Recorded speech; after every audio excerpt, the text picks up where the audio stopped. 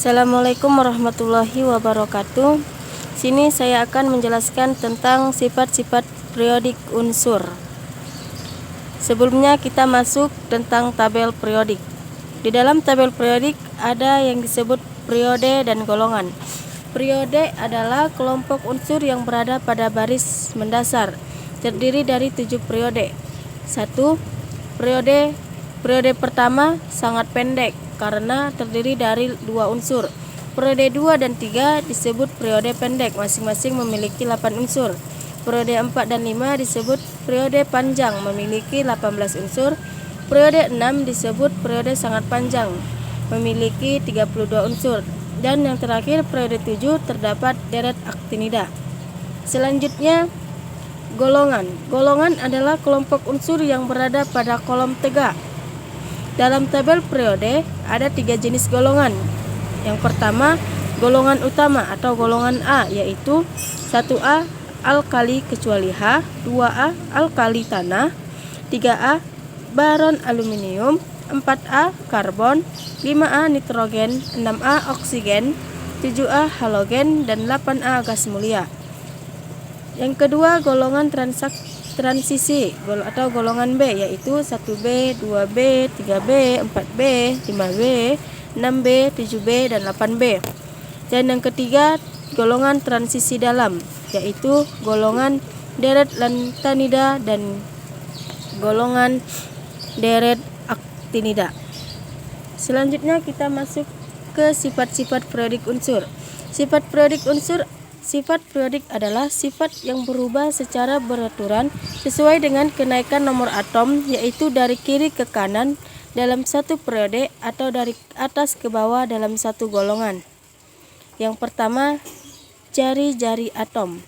Jari-jari atom adalah jarak dari inti hingga kulit elektron terluar.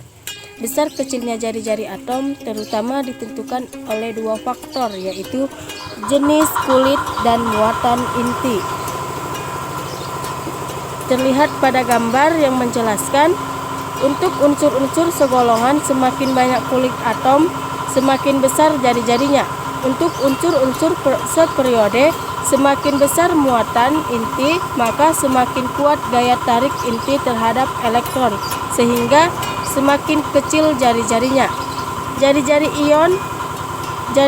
ion adalah jari-jari dari kation atau anion yang dihitung berdasarkan jarak antara 2 inti kation dan anion dalam kristal ionik.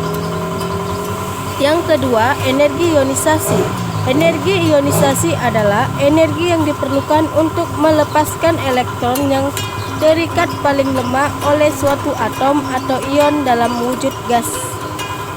Terlihat pada gambar yang menjelaskan, dalam satu golongan dari atas ke bawah, jari-jari atom bertambah besar sehingga gaya tarik inti terhadap elektron terluar semakin lemah.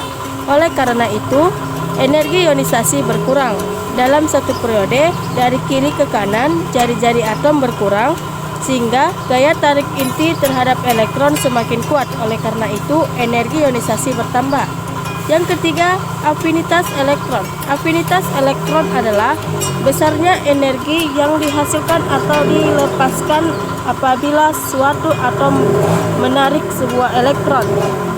Dalam satu golongan dari atas ke bawah, afinitas elektron cenderung berkurang.